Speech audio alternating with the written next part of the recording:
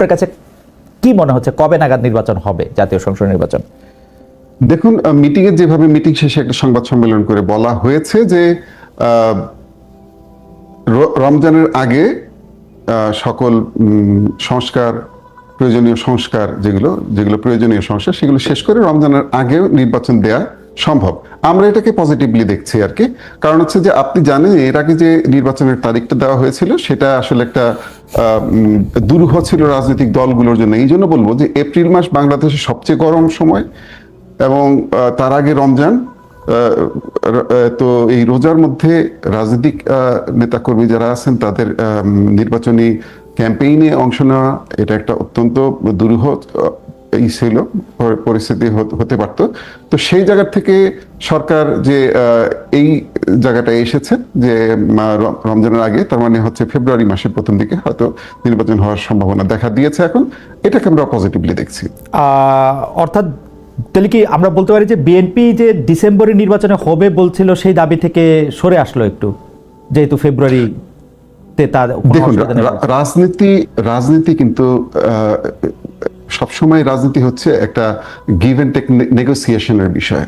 জনগণের স্বার্থে রাজনৈতিক দলগুলো রাজনীতি করে এবং এখানে অবশ্যই একটা সমঝোতার জায়গা থাকে সবসময়। এখানে কেউ বউ ধরে বসে থাকলে হবে না তো যে আমি এই কথা বলেছি এটাই মানতে হবে, আমি এই সংস্কার প্রস্তাব দিয়েছি এটা না মানলে আপনি স্বৈরাচার, এই ধরনের কথা এটা ঠিক না, এই ধরনের চিন্তা আমরা করিও না। তো যেটা হয়েছে সেটা আমি মনে করি যে সিদ্ধান্তটা এসেছে ইটস গুড। তাছাড়া এটা কিন্তু সরাসরি বলাও হয়নি যে ফেব্রুয়ারি মাস, বলা হয়েছে রোজার আগে। রোজার আগে এটা যে কোনো সময় হতে পারে যদি প্রয়োজনীয় সংস্কারগুলোর মধ্যে যেগুলোর মধ্যে ঐক্যমত হয়েছে সেগুলো যদি বাস্তবায়ন করা হয়। নির্বাচনের ডেট নিয়ে বিএনপি প্রথমে 3 মাস বলেছিল, তারপরে যত তাড়াতাড়ি বলেছিল, তারপরে যুক্তি সময় বলেছিল, তারপরে আবার বলেছিল যে না ডিসেম্বরের মধ্যেই হতে হবে এবং ডিসেম্বরের মধ্যে হবে। এই ডিসেম্বর এবং জুনের 30 তারিখও যদি আমরা ধরি, বিষয়টার মধ্যে পার্থক্য মাত্র 6 মাস। এটার ক্ষেত্রে বিএনপিকে এত চাপ দিতে হলো কেন, এত মারমুখী অবস্থানে কেন যেতে হলো? মারমুখী বা চাপমুখী আমি যেরকমই বলি না কেন। প্রথম কথা হচ্ছে যে এটা তো ডেফিনেটলি মারমুখী অবস্থান না। যারা রাজনৈতিক সংস্কৃতির সাথে পরিচিত, স্পেশালি উপমহাদেশের রাজনৈতিক সংস্কৃতির সাথে পরিচিত, আপনারা জানেন যে এটা নিউ ইয়র্ক বা ডালাসের বিক্ষোভের সাথে বাংলাদেশের পরিস্থিতি মেলে না। সেটা তিনি যত বড় পিএইচডি হন আর যত বড় সমাজসেবী হোক, যত বড় এনজিও কর্মী হন, তিনি বাংলাদেশের সাথে ম্যাচ করে যান। হ্যাঁ, নিউ ইয়র্কে আপনি একটা পোস্টার নিয়ে দাঁড়ালে 10টা মিডিয়া চলে আসবে, এই লোক একটা প্ল্যাকার্ড দিয়ে কেন দাঁড়িয়েছে এটা খোঁজার চেষ্টা করবে। বাংলাদেশে এটা হয় না। এখন দেখেন, আমরা যারা, আপনি নিজেও সরকারি চাকরি করেছেন, কিছুদিনের জন্য হলেও করেছেন, আমরা যারা করেছি বা আমরা যারা প্ল্যানিং করেছি বা আমরা যারা ছোটখাটো কাজও করেছি, আমরা জানি যে আমরা সবসময় একটা প্ল্যান করি। সে আমাকে যদি একটা কাজ দেওয়া হয় যে 100 দিনের মধ্যে এই কাজটা করতে হবে, আমি একটা প্ল্যান করে জানিয়ে দিই যে আমি 10 দিনে এই কাজ করব, তারপরের 10 দিনে এই কাজ করে এইভাবে। তো এই সরকার কিন্তু তারা কিন্তু প্রথম থেকেই এই ধরনের কোনো টাইমলাইন দেয় নাই যে ঠিক আছে আমরা এই সংস্কারগুলো এই সময়ের মধ্যে করব, ওই সংস্কারগুলো এই সময়ের মধ্যে করব, ভোটার তালিকা এই নাগাদ হালনাগাদ করব, এটা করব, এটা কোনো টাইমলাইন কিন্তু নাই, ফ্লেক্সিবল ছিল।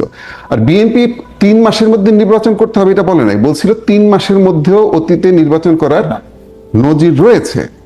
এখন কথা হচ্ছে যে কেন বিএনপি নির্বাচনের জন্য চাপ দিয়েছে।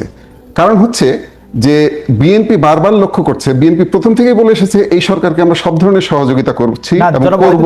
এই সরকারকে আমি আপনার সাথে একমত হয়েই আমি একটু বলি যে বিএনপি কিন্তু সরকারকে চাপ দিতে শুরু করেছে যখন প্রফেসর ইউনূস একটা টোটাল, যদি একটা রেঞ্জ রাইখা একটা স্পষ্ট ঘোষণা দিয়েছেন যে তিনি ডিসেম্বর থেকে জুনের মধ্যে ইলেকশন করবেন, তখন কিন্তু বিএনপি চাপ দিতে শুরু করেছে যে না ডিসেম্বরেই হইতে হবে।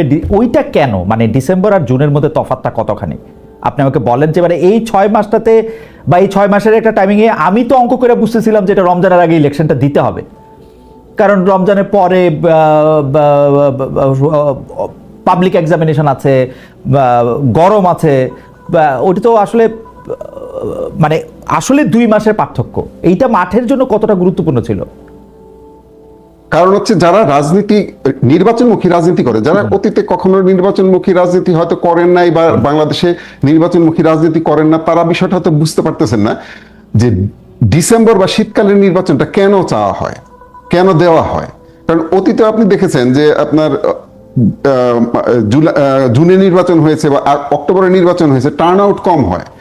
কারণ হচ্ছে যে নির্বাচনটা ডিসেম্বরে দেওয়ার কারণ চাই আমরা এই কারণে স্কুলের পরীক্ষাগুলো শেষ হয়ে যায়, তারপরে হচ্ছে আবহাওয়াটা অনুকূল থাকে, বৃষ্টি হয় না, এবং এই সময়টা পলিটিক্যাল অ্যাক্টিভিজমের জন্য একটা প্রপার টাইম। দেখবেন আন্দোলনও কিন্তু এই সময়টাই হয়, শীতের সময় এই সময়টা আন্দোলন হয়।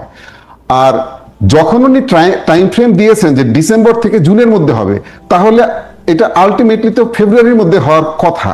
কিন্তু আমরা দেখতে পাচ্ছিলাম যে বিভিন্ন উপদেষ্টা বা বিভিন্ন ধরনের কথা বলছেন যে না, আমরা শুধুমাত্র নির্বাচন দেওয়ার জন্য আসি নাই। কেউ কেউ বলছেন যে না, জনগণ নির্বাচন চায় না।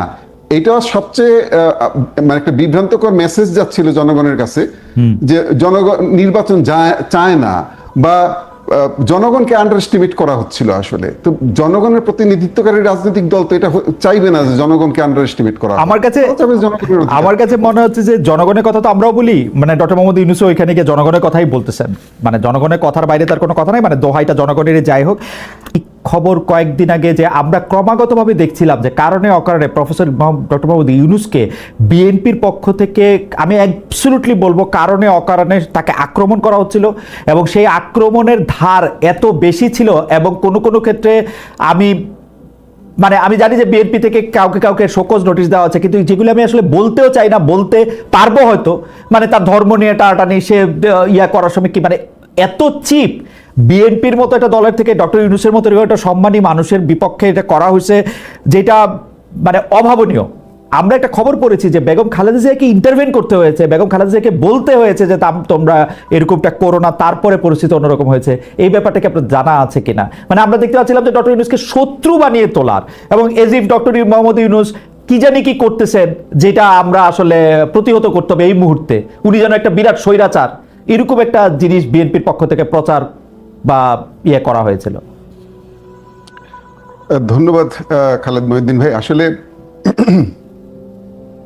রাজনীতির মধ্যে একটা নতুন ডাইমেনশন যোগ হয়েছে এই টক শো গুলো।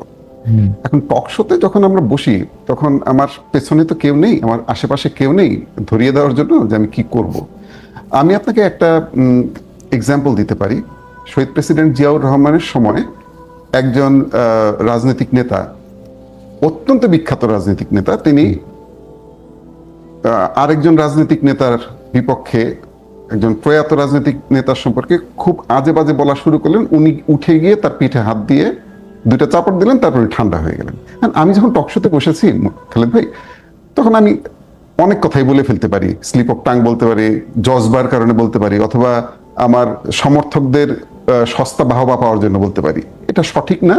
এবং এই ধরনের ঘটনা যখনই ঘটেছে, বিএনপির পক্ষ থেকে শোকজ দেওয়া হয়েছে, আগেও দেওয়া হয়েছে। এবং আপনাকে আরেকটা জিনিস আমি নিশ্চিত করতে পারি, এই ধরনের একটা না, ঠিক আছে ওয়াহিদ ভাই, আপনি নাহলে এটা নিশ্চিত করলেন, কিন্তু আপনি আমাকে এটা বলেন, ডক্টর মোহাম্মদ ইউনূসের এগেনস্টে একটা স্মিয়ার ক্যাম্পেইন, যে ডক্টর মোহাম্মদ ইউনূস 5 বছর ক্ষমতায় থাকতে চান, তিনি ক্ষমতা ছাড়তে চান না, তার অনেক ভালো লাগতেছে ক্ষমতায় থাকতে, এবং তিনি বিভিন্ন রকম ষড়যন্ত্র করতেছেন এর সাথে তার সাথে, এগুলি বিএনপির পক্ষ থেকে বলা হয় নাই। টকশো কথা আপনি বাদ দেন, সভাতে বলা হয় নাই, শীর্ষ নেতৃত্বের পক্ষ থেকে বলা হয় নাই।